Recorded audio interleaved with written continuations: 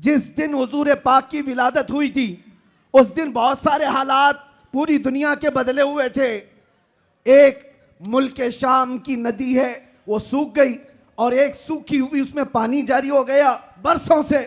اور ایران کا آتش کدا جو 1000 سال سے آگ جل رہی تھی جس کی پوجا کی جاتی تھی اچانک وہ آگ بجھ گئی. یہ سب جو عجیب و غریب جو معاملات ہوئے تھے ان عجیب و غریب معاملات میں ایک اور کام میں آپ کو بتا رہا ہوں. بس آپ کی ہماہمی رہی تو میں گفتگو ختم کر دیتا ہوں. ایک بہت عجیب و غریب کام جو ہوا تھا 12 ربیع الاول کی صبح ہے اور مدائن میں عراق کا ایک شہر ہے. اس وقت کا جو بادشاہ تھا کسرا اس کا بہت بڑا محل تھا, بہت بڑا, اتنا بڑا محل کہ اس کی حفاظت کے لیے 1 لاکھ فوجی کھڑے رہتے تھے.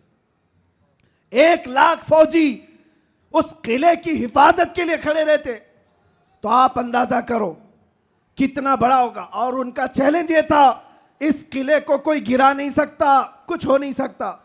لیکن 12 ربیع الاول کو اچانک اس قلعے کے اندر زلزلہ آیا اور ایسا زلزلہ کہ وہ دیوار شق ہو گئی, پھٹ گئی. آج بھی وہ قلعہ عراق میں موجود ہے اور پھٹی ہوئی دیوار کے ساتھ اس دیوار کے اندر سے ایک آدمی گزر بھی سکتا ہے. اب آپ سوچو 2000 سال پرانا قلعہ آج بھی ہے تو اس وقت کتنا مضبوط رہا ہوگا. اور جب حضور کی ولادت کا دن تھا وہ دیوار پھٹ گئی, زلزلہ آ گیا, بادشاہ پریشان ہوا. سارے نجومیوں کو بلایا گیا, کاہنوں کو بلایا گیا, جوتشوں کو بلایا گیا, پوچھا گیا کہ یہ ہوا کیا, ہمارا قلعہ اس طرح سے ٹوٹ نہیں سکتا, کبھی اس میں درار آ نہیں سکتی تھی, یہ ہوا کیسے, اتنا بڑا معاملہ.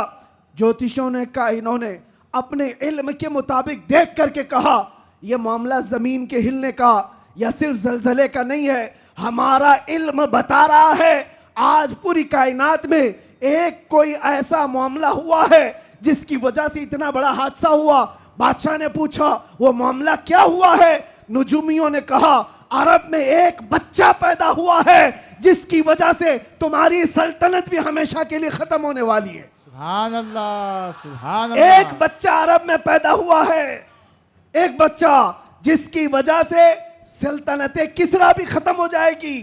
بادشاہ پریشان ہو, لیکن وہ بچہ کون تھا اس وقت ان کو نہیں پتا چلا. لیکن وہ بچہ تھا آمنہ کا لال, عبداللہ کا دلارا, میرے رب ذوالجلال کا وہ محبوب نبی جس کو ہم اپنا آقا و مولا کہتے ہیں. اب